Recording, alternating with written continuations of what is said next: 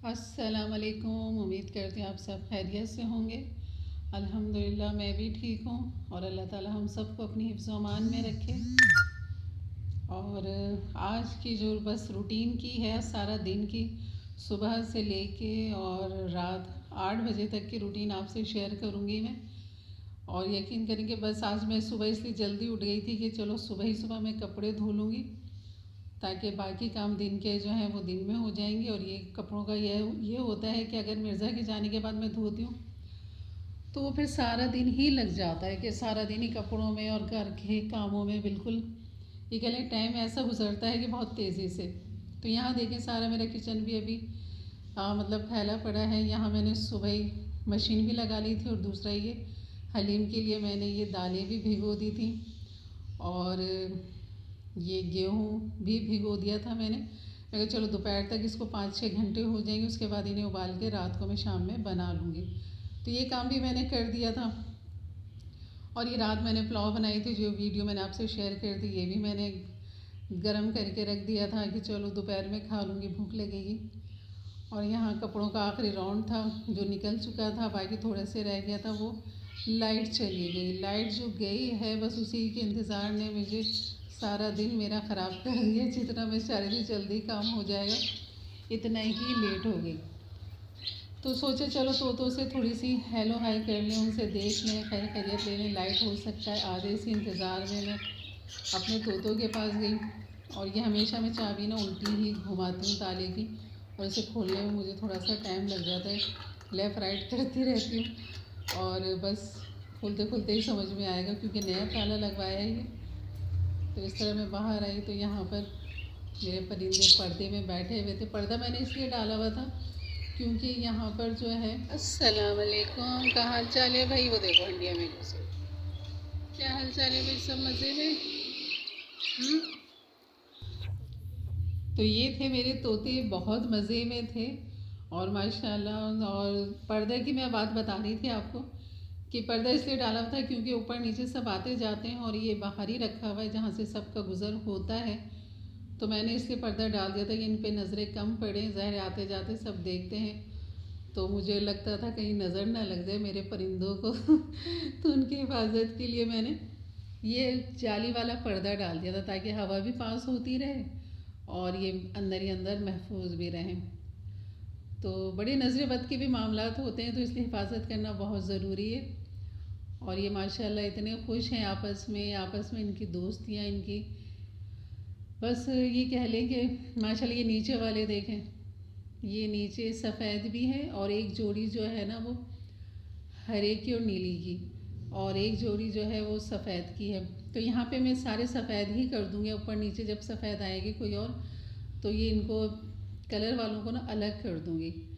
तो एक हरा का जोड़ा है, नीले का जो जोड़ा है नीले का नहीं है। यहाँ पर 3 सफ़ेद हैं, 2 हरे हैं और एक नीला है बेचारा। तो इस नीले का जोड़ा भी डालूँगी और हरे वालों को ऊपर नीचे कहीं आगे शिफ्ट करूँगी। ये कह रहा मेरी भी तस्वीर बनाओ भाई, मैं क्यों पीछे रहूँ तो उससे जगह करके सामने आ गया कैमरे के। और इस तरह मैं समझती कि ये मेरे से इस तरह ये लोग बातें कर रहे होते हैं और मेरे कैमरे को देख के तो ये अपनी बेगम की जो हंडिया, इनकी बेगम अंदर बैठी होती हैं, हंडिया के मुंह पे जाके बैठ जाते हैं ताकि उन पे रोशनी ना पड़े, उन पे लाइट ना जाए या मैं उनके बच्चों को ना देख लूँ। और ये क्योंकि इनको भी अंदाज़ा है कि नज़र ना लग जाए तो ये वजह है सारी। तो मेरा अच्छा खासा टाइम इनके साथ माशाल्लाह हो जाता है। जब भी मैं बाहर आती हूँ पिंजरे पे खड़ी होती हूँ तो इनकी हरकत देखते हुए ऐसा लगता है कि ये मुझसे बातें कर रहे हैं और मैं इनसे बातें कर रही हूँ। बिल्कुल ये कह लें मेरे बच्चों की तरह मुझे अज़ीज़ हैं ये। जैसे बच्चे अज़ीज़ होते हैं ऐसे ये मुझे अज़ीज़ हैं। तो माशाल्लाह ये देखें, ये हंडिया के मुंह पे बैठ गया नीचे वाला और ऊपर 3 बैठे हैं। मैं बराबर वाले से कह रहा खबरदार जो मेरे हंडिया में झांका, मेरी बीवी को देखा, बच्चों को देखा, या तो ये मुझे भी सुना रहा है और अपने साथी को भी सुना रहा है। तो इस तरह ये हिफाजत करते हैं अपनी बेगम बच्चों की। जिस तरह एक इंसान अपनी बीवी बच्चों की हिफाजत करता है, इस तरह परिंदे भी अपने बच्चों की हिफाजत करते हैं और उतनी ही मोहब्बत करते हैं। तो ये देखें कैसे मुंह के ऊपर बैठा हुआ है हंडिया के बिल्कुल, और अंदर इसकी तोती है। तो इस तरह इन परिंदों से बस मेरी बातचीत होती रहती है, इनके दाने पानी का ख्याल रखती हूँ। देखिए पौधों को रोज़ाना मुझे धोना पड़ता है, रोज़ाना शावर करना पड़ता है, लेकिन अभी नहीं किया था मैंने। अभी मैं बाहर आई थी तो देखें धूल मिट्टी देखी, क्योंकि बाहर की तरफ काफ़ी गाड़ियाँ चलती हैं, मैकेनिकों की दुकानें, तो बहुत मिट्टी उड़ती है। तो रोज़ाना की सफाई है, रोज़ाना का धोना धुलाना है। इस तरह मैं अंदर आ गई थी दोबारा से लॉक लगा के, और इसको चाबी को मैं कुंडी में ही लगा देती हूँ ताकि मुझे चाबी ढूंढना ना पड़े, अचानक कोई आ जाए तो फ़ौरन मैं ताला खोल लूँ। तो ये मेरा शॉर्टकट था चाबी रखने का। और यहाँ पे भी मैंने देखे गाँव तकियों के सारे कवर उतार लिए थे, कारपेट की चादर उतार ली थी जो मैंने धो दिया था, और ये फ़र्श भी मैंने यहाँ से धो दिया था। बस सारा दिन मैं यही काम करती थी जब तक लाइट नहीं आई थी, और इस बॉल से मैंने पानी लेके वो फ़र्श धोया था। ये कपड़े मैंने खंगाल लिए थे, बस उनका पानी निकलने का इंतज़ार था। बर्तन भी अभी धोने थे। तो ये मैं अपना खाने का फ्रेम दिखाती हूँ जो मुझे बहुत ही ज़्यादा अजीज़ है। इसकी लाइटें भी जलती हैं, लेकिन अभी लाइट नहीं थी। देखें 11:30 हो गए, और 11:30 करते करते अब रात को तकरीबन लाइट आई मगरिब के बाद आई।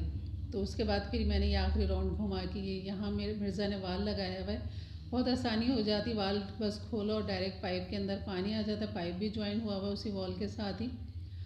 और मैंने कपड़े अपने आखिरी राउंड खंगालने के बाद, और इस तरह अपना आखिरी शूज़ थे मेरे, इनको भी मैंने घुमा दिया था आखिर के पानी से। सब कपड़े निकालने के बाद आखिर में इन्हें घुमा दिया था।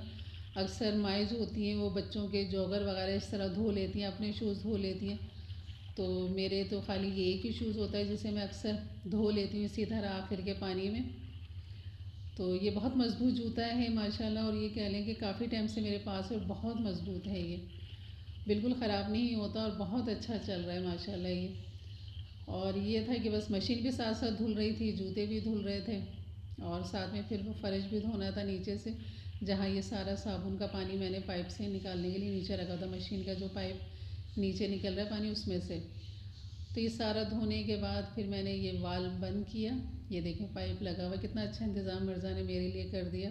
7:30 का टाइम हो गया, और बाहर की ये लाइट भी जल गई है, मगरिब भी हो गई है। उधर मैंने दिन में हलीम का भी थोड़ा बहुत काम करती रही। गोश्त जो था मसाला उसका बनाया, जो कोरमा कहते हैं हलीम का, वो मैंने बना दिया था। गेहूँ थी, उसको भी लाइट आने के बाद फिर मैंने पीस लिया था।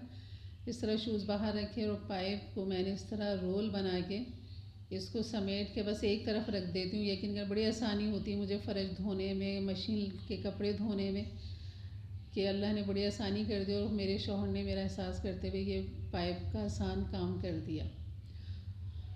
तो ये इनका आखिरी ट्राउज़र था, सोचा इसको तो सिंक में ही धो लूँ। बर्तन तकरीबन मैं धो चुकी थी सारे, सिर्फ एक देगची रह गई थी जो मैंने ऊपर की तरफ रख दिया था,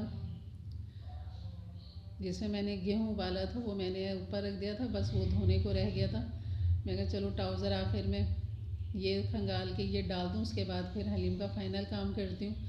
यहाँ पाकिस्तान का मैच भी शुरू हो चुका था, और इस तरह ये ट्राउज़र धुल गया। तो आज सारा दिन मेरा इसी काम में लगा रहा। बस मेरे चैनल को प्लीज़ लाइक करें, शेयर करें, सब्सक्राइब करें, बेल के बटन को ज़रूर क्लिक कर दें, और ऑल के बटन को भी ज़रूर क्लिक कर दें। तो ये सुबह के कपड़े तो डले हुए थे, थोड़ी सी जगह बना के मिर्ज़ा का ये ट्राउज़र और मज़ीद मैंने फैला दिया था अच्छी तरह। और फिर इसके बाद जो मेरा काम था खाली बस अब हलीम बनाने का था। बस मैं यही सोची थी अगर लाइट नहीं आई तो हलीम का काम रह जाएगा, क्योंकि पीसना था मुझे गेहूं को और दालों को। तो वो काम शुक्र है जल्दी लाइट आ गई, शायद पाकिस्तान का मैच आना था इसलिए लाइट आ गई है।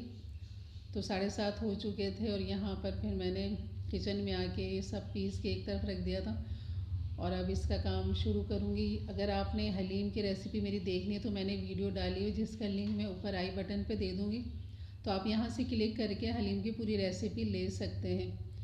तो ये हमेशा मेरी मिर्ज़ा की फरमाइश पे मैं बनाती हूँ, जब भी इनका दिल करता है। तो एक दिन पहले इन्होंने बोला था, क्योंकि ये पुलाव बनाई थी, और पुलाव और बिरयानी के साथ तो ये हलीम बहुत शौक़ से खाते हैं। तो मैंने कहा अच्छा आप रुक जाएं, कल मैं बना दूँगी हलीम। तो ये पुलाव भी रखी हुई अभी इनकी, और ये हलीम भी मैंने इस तरह आज तैयार करनी थी, और अल्हम्दुलिल्लाह ये भी हलीम हो गई थी।